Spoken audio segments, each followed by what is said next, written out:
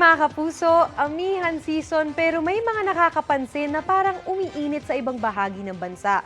Dahil po yan sa paghina ng northeast monsoon o hanging amihan. Kumpara kasi nitong mga nakalipas na araw, extreme northern Luzon na lang ang naapektuhan nito sa ngayon. Ang umiiral naman sa halos buong bansa ay ang easterlies o yung maalinsangang hangin na nanggagaling sa dagat Pasipiko. Sa katunayan, ayon sa Pag-asa, umabot sa 44 degrees Celsius ang naitalang heat index o damang init kanina sa Masbate City, Rojas Capiz at Dagupan, Pangasinan. 43 degrees Celsius naman sa Baler Aurora at Catarman, Northern Samar, habang 42 degrees Celsius naman sa Naiya, Pasay City. Posibleng ganito ho ulit kainit sa ilang bahagi ng bansa bukas. Pero dahil yung matinding init at alinsangan ay factor sa pagkakabuo ng makakapal na ulap, dapat ding maghanda sa posibleng pag-ulan lalo na po sa hapon o sa gabi. Base sa datos ng Metro Weather, may tsansa ng ulan bukas ng hapon dito sa Aurora, Quezon, pati sa Mindoro at Palawan. Posible ang malalakas na ulan sa ilang lugar kaya stay alert mga kapuso.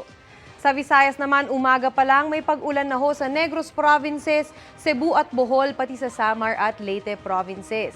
Bandang hapon, mas marami ng lugar ang uulanin dito ho sa Western Visayas.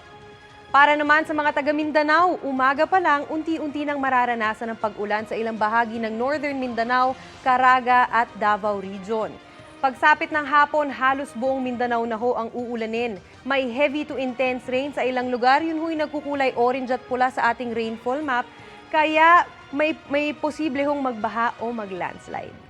Sa Metro Manila naman, hindi pa rin inaalis ang tsansa ng ulan dahil sa localized thunderstorms. Kaya naman, palaging magdala ng payong para ho may panangga hindi lang sa init ng araw, kundi pati sa pag-ulan. Yan lang muna ang latest sa lagay ng panahon. Ako po si Maureen Shrivers para sa GMA Integrated News Weather Center. Kami ang inyong maasahan, anuman ang panahon. Mga kapuso, maging updated sa ulat panahon 24 oras. Mag-subscribe sa GMA Integrated News sa YouTube. Para sa mga kapuso naman natin abroad, bisitahin ang GMA Pinoy TV at www.gmanews.tv.